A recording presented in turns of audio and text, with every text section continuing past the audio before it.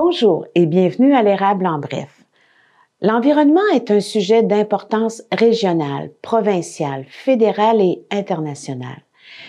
Mais le plan d'action et en adaptation au changement climatique de la ville de Plessisville s'applique spécifiquement à cette ville de la région de l'Érable.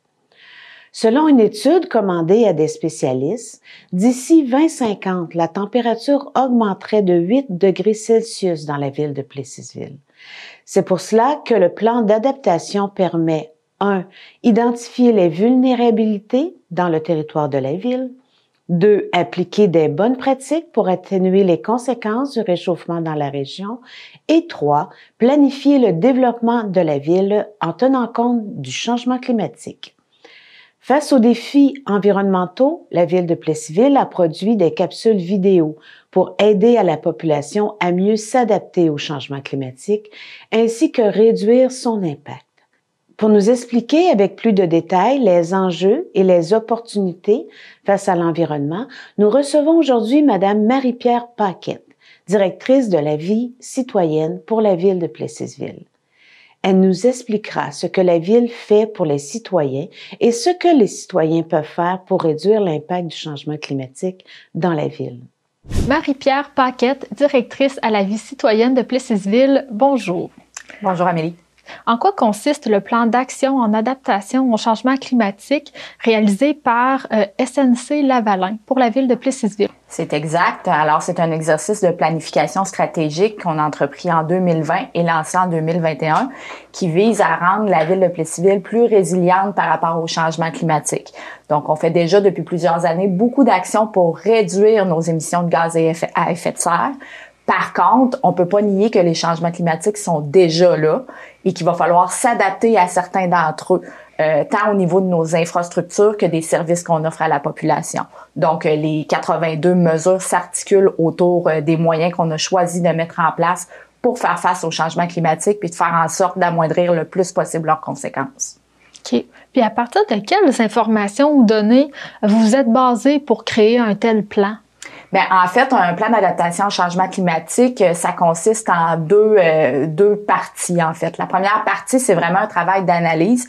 C'est surtout là que SNC Lavalin est entré en action, donc en collaboration avec des organismes comme Ouranos, qui répertorient des données sur le climat, sont allés faire une analyse du climat de la région de Plessisville pour voir les grandes tendances au cours du dernier siècle, puis aussi pour voir qu'est-ce qui nous attend pour ce qui est des prochaines décennies, là, jusqu'aux horizons d'à peu près 2100.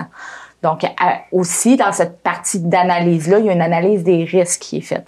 Parce que vous savez, les changements climatiques, ça occasionne plusieurs aléas du climat. On peut penser, entre autres, aux tempêtes de verglas, aux ouragans, les tornades, les vagues de chaleur, les sécheresses. Puis, quelles sont les conclusions les plus importantes qui en ont été tirées de cette étude-là? Ben, en fait, le climat va passablement se réchauffer pour notre région au cours des prochaines décennies. Donc, ça pourrait même passer la barre des 10 degrés de plus dans les prochaines décennies. Donc, il va vraiment falloir modifier nos façons de faire, nos façons de vivre, même jusqu'à un certain point. Puis à Plessisville, on a détecté à partir de nos analyses qu'il y a deux risques principaux en vertu duquel la plupart de nos efforts sont articulés, puis c'est les risques liés aux vagues de chaleur et ceux liés aux épisodes de verglas. Donc, on a déterminé que pour la santé, la sécurité de notre population, puis pour la pérennité de nos infrastructures, c'est vraiment les risques qui sont les plus graves, c'est ceux auxquels on s'attaque en priorité. OK. Puis, quels éléments avez-vous pris en considération pour réduire les gaz à effet de serre? Puis, selon vous, c'est quoi la responsabilité de la population pour atteindre l'objectif visé? Plessisville a été assez visionnaire pour ce qui est de la réduction de ces gaz à effet de serre. Donc, depuis les années 2010 environ, on a un plan d'action en GES. On est actuellement justement en train de le mettre à jour. Donc, on fait partie des municipalités qui ont été les plus proactives dans ce domaine-là. Si je parle de certaines initiatives qui ont été faites au niveau de la ville, on a changé l'éclairage de nos rues qui est maintenant ODEL. On a changé les systèmes de chauffage dans nos bâtiments municipaux pour éliminer le mazout. On a mis l'accent sur l'électrification des transports. Donc, on a plusieurs véhicules électriques. On a installé des bornes de recharge électrique.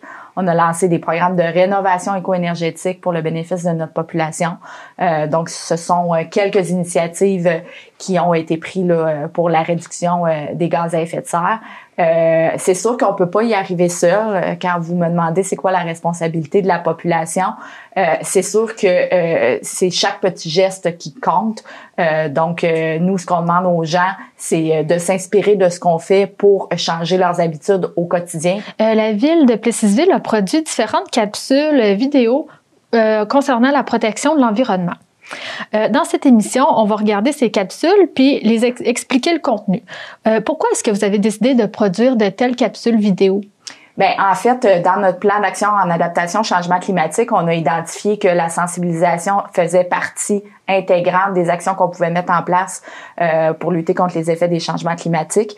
Donc, ça nous est apparu comme un moyen très pertinent que de produire des capsules vidéo pour ce qui est des actions de notre plan qui s'adressent spécifiquement à la population. Donc, c'est le principal moyen là, qu'on a employé jusqu'à maintenant là, pour interpeller nos citoyens par rapport à l'adaptation au changement climatique.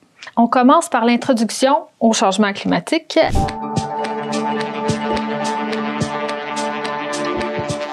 Selon nos prédictions, d'ici 2050, la température moyenne devrait augmenter d'environ 8 degrés sur le territoire. Ce réchauffement engendra de graves conséquences telles que d'intenses vagues de chaleur, des risques d'inondation et davantage de précipitations en hiver qui viendront grandement perturber notre quotidien. Heureusement, tous peuvent agir pour atténuer ces impacts. En 2021, la Ville a adopté un plan assorti de 52 mesures d'adaptation au changement climatique, dont plusieurs s'adressant à nous, Plessis-Villoises et Plessis-Villois. Pour tout savoir, restez à l'affût de nos capsules vidéo et consultez le site web de la Ville de Plessisville, section Développement durable.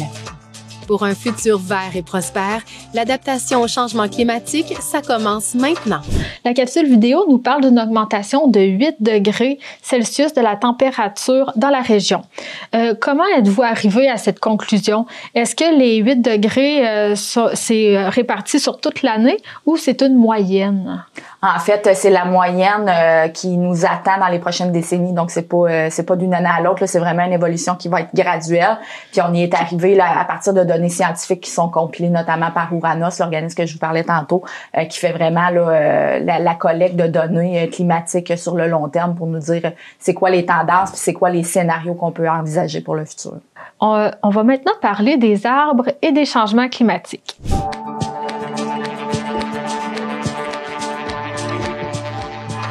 Saviez-vous que les changements climatiques ont des effets directs sur la végétation de notre ville qui nous rend si fiers? Le réchauffement du climat est l'une des causes responsables des infestations d'insectes ravageurs exotiques comme la grille du frêne. Bon nombre de phénomènes météorologiques extrêmes, comme le verglas ou les tempêtes de vent, viennent également fragiliser nos arbres. Prévenez avant de guérir. Inspectez régulièrement vos arbres, élaguez-les au besoin et référez-vous au service d'urbanisme si vous avez des frênes sur votre terrain. Vous souhaitez planter des arbres? Informez-vous sur les espèces résistantes au changement climatique. Quels sont les effets bénéfiques que les arbres apportent à notre environnement et pourquoi il faudrait y porter davantage attention? En fait, les arbres, on appelle ça des actifs naturels. Donc, c'est vraiment un moyen naturel de lutter contre les effets des changements climatiques parce que les arbres nous aident à lutter notamment contre les îlots de chaleur qui sont un des phénomènes associés au réchauffement du climat. Donc, plus il y a de végétation en un lieu, plus il y a de zones de fraîcheur, ce qui a un impact important sur la santé de nos populations et sur l'augmentation du climat. Donc, oui, c'est important tant au niveau de la population que de la ville en tant que telle, d'augmenter nos efforts en matière de verdissement pour faire en sorte que le couvert d'arbres sur notre territoire soit toujours important pour bien nous prémunir des effets des changements climatiques. Est-ce que vous avez prévu encourager les gens à planter davantage d'arbres sur leur terrain? Oui, en fait, on en a plusieurs. Chaque année, dans le cadre du jour de l'arbre, de la journée de l'arbre, on remet gratuitement des arbres, certaines essences d'arbres à nos citoyens. Donc ça, c'est une initiative qu'on fait toutes les années. Et on a aussi, depuis plusieurs années, un programme de subvention qui est offert aux gens qui souhaitent acheter un arbre. Donc, c'est 100 $ qu'on remet pour les gens qui achètent un arbre, qui veulent planter sur leur terrain. Donc, oui, on les encourage de différentes façons. Puis ça, c'est sans compter les initiatives citoyennes. Donc, on fait affaire notamment avec Arbre Révolution pour faire des campagnes de reboisement social. Donc, avec des bénévoles, on cible des journées où on fait de la plantation d'arbres. Je sais que dans les écoles, entre autres, il s'en fait aussi beaucoup. On va maintenant aborder la stratégie pour économiser l'eau potable.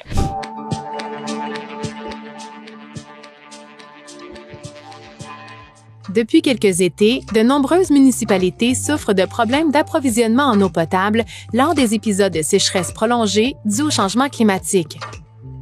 Malheureusement, Plessisville n'est pas à l'abri de ce genre de problème. En revanche, nous pouvons tous faire notre part pour préserver nos réserves d'eau potable à un niveau suffisamment élevé. Comment? D'abord en respectant les horaires d'arrosage en alternance selon votre adresse civique, ainsi qu'en se conformant aux interdictions d'arrosage lors des périodes de sécheresse. La Ville de Plessisville peut même vous donner un coup de pouce financier pour réduire votre consommation d'eau. Renseignez-vous sur nos programmes de subvention pour l'achat de toilettes à faible débit et de barils récupérateurs d'eau de pluie. Combien coûte une toilette à faible débit ou un baril récupérateur d'eau de pluie? En fait, les toilettes à faible débit, il y en a à tous les coûts. Nous, ce qu'on fait, c'est qu'on rembourse jusqu'à concurrence de 100 $ le coût d'une toilette à faible débit. Donc, ça aide à contrôler la consommation d'eau à la maison.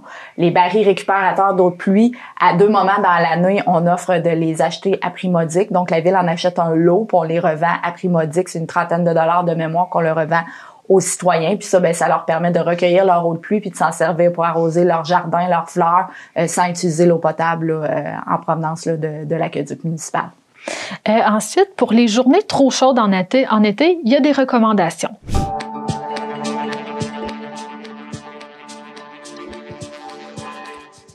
L'augmentation des canicules et des vagues de chaleur causées par le réchauffement climatique nuit à notre confort, mais aussi à notre santé. Lorsqu'il fait très chaud, assurez-vous de boire 6 à 8 verres d'eau par jour, même si vous n'avez pas soif. Reposez-vous dans un endroit frais ou à l'ombre autant que possible et réduisez vos efforts physiques, particulièrement en milieu de journée quand le mercure est à son plus haut. Si vous avez des aînés ou des personnes vulnérables dans votre entourage, téléphonez-leur fréquemment pour prendre de leurs nouvelles. En période de canicule, nous prolongeons habituellement les heures d'ouverture de la piscine municipale ainsi que l'accès à certains bâtiments municipaux climatisés. Surveillez toujours les plateformes de communication de la Ville en temps de canicule. Donc, pour les journées trop chaudes, il y a des recommandations faites par la Ville. Si on compare avec les journées de chaleur intense, il y a des endroits qui sont mis à la disposition de la population pour y faire face. J'aimerais que vous m'en parliez davantage et que vous disiez aussi quelle partie de la population qui les utilise plus. Autant dans notre plan d'adaptation au changement climatique que dans notre plan de mesures d'urgence, on a des procédures qui sont mises en place pour les vagues de chaleur pour préserver nos populations vulnérables plus particulièrement. Donc, on parle des personnes âgées, on parle des jeunes enfants, puis aussi des gens qui n'ont pas accès à un climatiseur.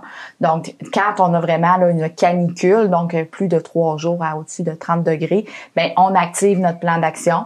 Ce qu'on fait généralement, c'est qu'on offre des plages horaires plus étendues d'ouverture de certaines infrastructures municipales, la piscine bien évidemment, la bibliothèque municipale, le carrefour de l'érable, les jeux d'eau.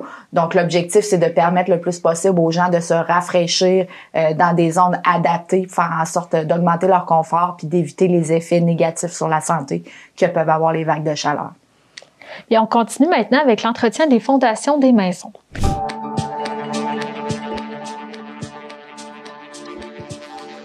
L'augmentation des précipitations, tout comme les effets des redoux hivernaux et printaniers sur les cycles de gel-dégel, peuvent avoir des conséquences fâcheuses sur les fondations de nos maisons.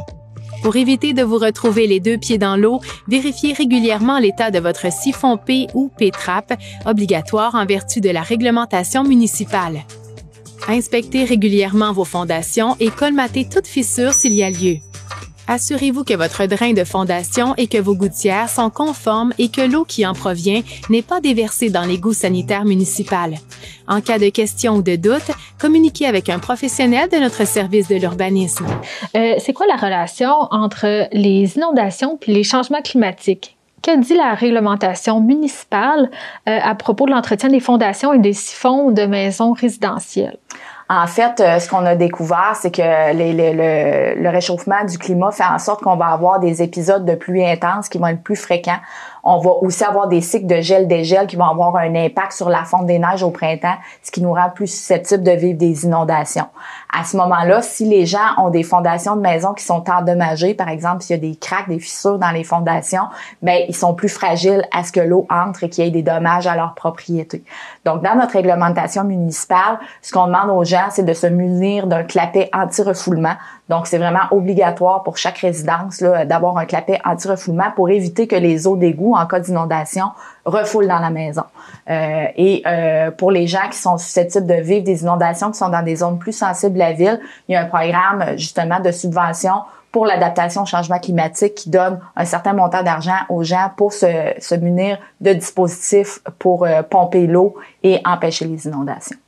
Est-ce que cette mesure-là est offerte pour toute la municipalité, la ville, parce qu'on s'entend que c'est pas tout le monde qui habite sur le bord de la rivière. Est-ce que vous priorisez ceux qui vivent sur le bord de la rivière? Bien, en ce moment, je vous dirais qu'on n'a pas à le faire parce que on a très peu de demandes jusqu'à maintenant. Donc, on a des fonds disponibles. Donc, les citoyens là qui répondent aux critères dans leur formulaire de demande, normalement, sont acceptés, oui. Et on passe à la prévention face à la glace et au froid extrême.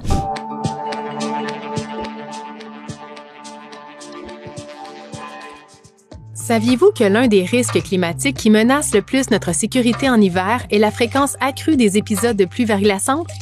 Lors de vos sorties, méfiez-vous de la chaussée glissante et portez toujours des vêtements et des bottes adaptés. Avant de prendre votre voiture, renseignez-vous sur les conditions routières et assurez-vous de bien enlever la neige et la glace présentes sur votre véhicule. En cas de panne électrique ou d'interruption de service majeur, assurez-vous d'avoir en tout temps à portée de main une trousse d'urgence pouvant vous permettre de subvenir à vos besoins pendant 72 heures. Pourquoi est-ce que vous parlez de garder des provisions de nourriture pour 72 heures dans la capsule? Est-ce qu'il s'agit d'une estimation statistique? Oui, en fait, la sécurité publique, là, le ministère de la Sécurité publique fait des recommandations. Toute personne devrait se munir d'une trousse d'urgence 24 heures, que ce soit pour les risques associés au verglas ou tout autre risque qui fera en sorte d'empêcher les gens d'avoir accès à l'électricité et à l'eau. Nous, ce qu'on recommande aux gens, c'est de vraiment être prêt à toute éventualité, à avoir de la nourriture, de l'eau en quantité suffisante pour 72 heures. Donc aussi des piles, des lampes de poche. Donc vraiment faire en sorte que si jamais il y a une interruption de courant, on a juste à penser au verglas. On a souligné là, le 25e anniversaire de la crise du verglas récemment, mais on n'est pas à l'abri de ce genre de phénomène-là où on devient privé d'électricité pendant plusieurs jours. Donc, il faut être prêt à faire face dans des situations comme ça. Même chose, il y a des interruptions de consommation d'eau potable, par exemple, en période d'étiage l'été. C'est vraiment important d'être prêt à parer à toute éventualité au cas où il y aurait une situation d'urgence qui se présenterait à cause d'un aléa climatique. Et on finit avec l'entretien des toitures. À Plessis-Ville, comme dans de nombreuses villes québécoises, la plupart des maisons datent d'il y a plusieurs décennies. La majorité d'entre elles n'ont d'ailleurs pas été conçues pour faire face aux phénomènes météorologiques extrêmes qui accompagnent les changements climatiques. Il est donc doublement important de prendre soin de votre demeure afin qu'elle résiste mieux aux caprices de Dame Nature. 2 fois par an, procédez à l'entretien de votre toiture en retirant les feuilles et les débris qui pourraient bloquer les gouttières. Assurez-vous aussi de déneiger votre toit si vous y constatez une accumulation importante de neige et après les tempêtes de verglas. Parce qu'un accident est si vite arrivé, utilisez une pelle de plastique dotée d'un manche télescopique pour pouvoir déneiger votre toit à même le sol. Si vous devez absolument monter sur le toit, ne le faites qu'en présence d'une personne pouvant tenir l'échelle et assurez-vous que celle-ci dépasse d'au moins 30 cm la bordure du toit. Utilisez un harnais au besoin et si la pente de votre toit est accentuée.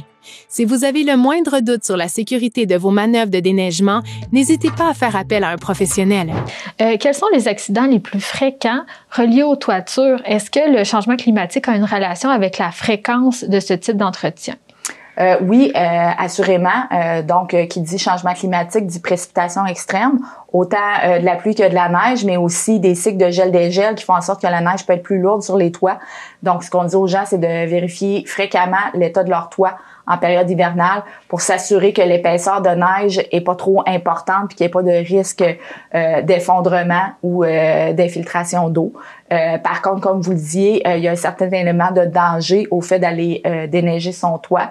Donc, il y a des risques de chute qui sont assez importants. Donc, on demande aux gens de respecter les mesures de sécurité de base. Pour ce qui est là, de la distance à laquelle ils vont installer leur échelle, on leur suggère aussi de porter un harnais, d'être accompagnés quand ils le font. Puis, en cas de doute, il y a toujours des spécialistes qui sont disposés aussi à faire le travail là, à leur place là, si jamais les gens sont pas sûrs que leur installation est sécuritaire. Est-ce que ces efforts que vous décrivez dans les capsules vidéo sont partagés avec les autres municipalités de la MRC de l'Érable? Puis, quels sont les liens entre vous? Oui, tout à fait. En fait, je représente la ville de Plessisville sur le comité du plan d'adaptation au changement climatique de la MRC de l'Érable.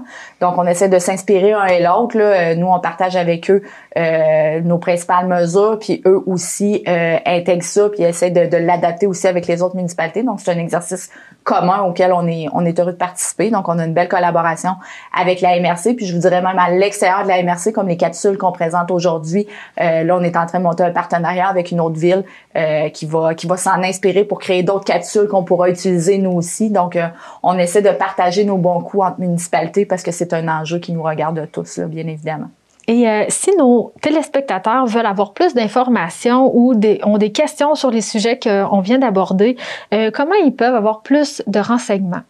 En fait, la source d'information première, c'est toujours de consulter le site Internet de la ville de Plessisville au www.plessisville.québec. Dans la section Développement durable, ils ont accès notamment au plan d'action en adaptation au changement climatique, mais aussi à une foule de renseignements sur ce que Plessisville fait en matière de développement durable. Vous pouvez aussi m'écrire directement à mpaquette avec 2 TE @plessisville.québec. Il me fera plaisir de répondre à vos questions. Merci beaucoup, Marie-Pierre Paquette. Ça m'a fait plaisir. Selon nos prédictions, d'ici 2050, la température moyenne devrait augmenter d'environ 8 degrés sur le territoire. Ce réchauffement engendrera de graves conséquences telles que d'intenses vagues de chaleur, des risques d'inondation et davantage de précipitations en hiver qui viendront grandement perturber notre quotidien. Heureusement, tous peuvent agir pour atténuer ces impacts. En 2021, la Ville a adopté un plan assorti de 52 mesures d'adaptation au changement climatique, dont plusieurs s'adressant à nous, Plessisvilloises et Plessisvillois. Saviez-vous que les changements climatiques ont des effets directs sur la végétation de notre ville qui nous rend si fiers? Le réchauffement du climat est l'une des causes responsables des infestations d'insectes ravageurs exotiques comme la grille du frêne. Bon nombre de phénomènes météorologiques extrêmes, comme le verglas ou les tempêtes de vent, viennent également fragiliser nos arbres. Prévenez avant de guérir. Inspectez régulièrement vos arbres, élaguez-les au besoin et référez-vous au service d'urbanisme si vous avez des frênes sur votre terrain. Vous souhaitez planter des arbres? Informez-vous sur les espèces résistantes au changement climatique. Depuis quelques étés, de nombreuses municipalités souffrent de problèmes d'approvisionnement en eau potable lors des épisodes de sécheresse prolongée dus au changement climatique. Malheureusement, Plessisville n'est pas à l'abri de ce genre de problème. En revanche, nous pouvons tous faire notre part pour préserver nos réserves d'eau potable à un niveau suffisamment élevé. Comment? D'abord en respectant les horaires d'arrosage en alternance selon votre adresse civique, ainsi qu'en se conformant aux interdictions d'arrosage lors des périodes de sécheresse. La Ville de Plessisville peut même vous donner un coup de pouce financier pour réduire votre consommation d'eau. Renseignez-vous sur nos programmes de subvention pour l'achat de toilettes à faible débit et de barils récupérateurs d'eau de pluie. L'augmentation des canicules et des vagues de chaleur causées par le réchauffement climatique nuit à notre confort, mais aussi à notre santé. Lorsqu'il fait très chaud, assurez-vous de boire 6 à 8 verres d'eau par jour, même si vous n'avez pas soif.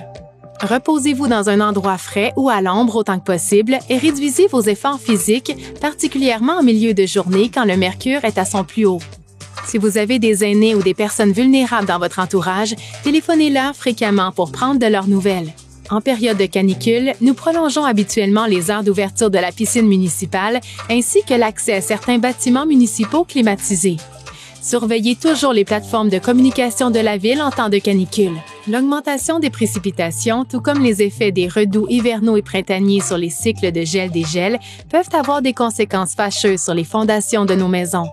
Pour éviter de vous retrouver les deux pieds dans l'eau, vérifiez régulièrement l'état de votre siphon P ou P-Trap, obligatoire en vertu de la réglementation municipale. Inspectez régulièrement vos fondations et colmatez toute fissure s'il y a lieu. Assurez-vous que votre drain de fondation et que vos gouttières sont conformes et que l'eau qui en provient n'est pas déversée dans l'égout sanitaire municipal. En cas de question ou de doute, communiquez avec un professionnel de notre service de l'urbanisme. Saviez-vous que l'un des risques climatiques qui menacent le plus notre sécurité en hiver est la fréquence accrue des épisodes de pluie verglaçante? Lors de vos sorties, méfiez-vous de la chaussée glissante et portez toujours des vêtements et des bottes adaptés. Avant de prendre votre voiture, renseignez-vous sur les conditions routières et assurez-vous de bien enlever la neige et la glace présentes sur votre véhicule. En cas de panne électrique ou d'interruption de service majeur, assurez-vous d'avoir en tout temps à portée de main une trousse d'urgence pouvant vous permettre de subvenir à vos besoins pendant 72 heures. L'augmentation des précipitations, tout comme les effets des redoux hivernaux et printaniers sur les cycles de gel-dégel, peuvent avoir des conséquences fâcheuses sur les fondations de nos maisons. Pour éviter de vous retrouver les deux pieds dans l'eau, vérifiez régulièrement l'état de votre siphon P ou P-Trap, obligatoire en vertu de la réglementation municipale. Inspectez régulièrement vos fondations et colmatez toute fissure s'il y a lieu. Assurez-vous que votre drain de fondation et que vos gouttières sont conformes et que l'eau qui en provient n'est pas déversée dans l'égout sanitaire municipal. En cas de question ou de doute, communiquez avec un professionnel de notre service de l'urbanisme. Pour tout savoir, restez à l'affût de nos capsules vidéo et consultez le site web de la Ville de Plessisville, section Développement durable. Vous avez entendu et regardé toutes les recommandations de la Ville de Plessisville pour faire face au changement climatique de la part de Marie-Pierre Paquette, directrice de la vie citoyenne. Vous pouvez toujours trouver plus d'informations sur le site de la Ville au www.plessisville.québec. Avec cela, nous nous approchons à la fin de l'émission Érable en bref.